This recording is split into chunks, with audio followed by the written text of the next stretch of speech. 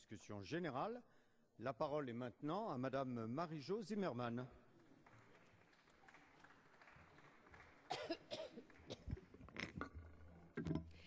Merci beaucoup, Monsieur le Président. Monsieur le Président, Madame la Ministre, Monsieur, Mesdames les rapporteurs, mes chers collègues.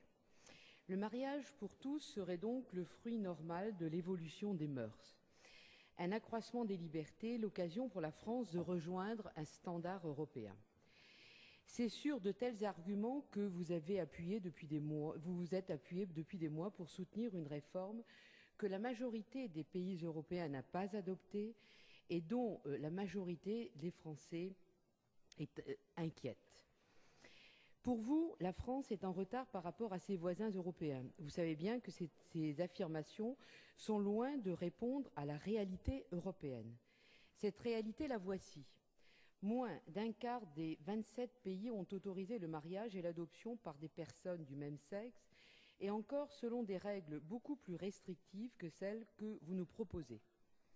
Même chose pour la PMA et la GPA. En revanche, ce sont 16 pays, soit une majorité de pays européens, qui ont autorisé l'union civile aux personnes de même sexe. C'est donc cette voie qui est privilégiée en Europe. C'est cette voie-là que nous vous proposons de suivre depuis des mois.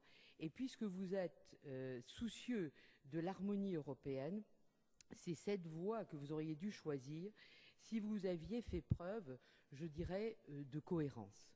Nous aurions pu facilement améliorer le PACS dans un esprit consensuel qui n'aurait pas suscité un tel clivage au sein de la société française. Nous aurions pu faire de l'union civile un véritable cadre protecteur, tant en ce qui concerne le couple que les enfants. Au lieu de cela, vous allez ouvrir une véritable boîte de Pandore.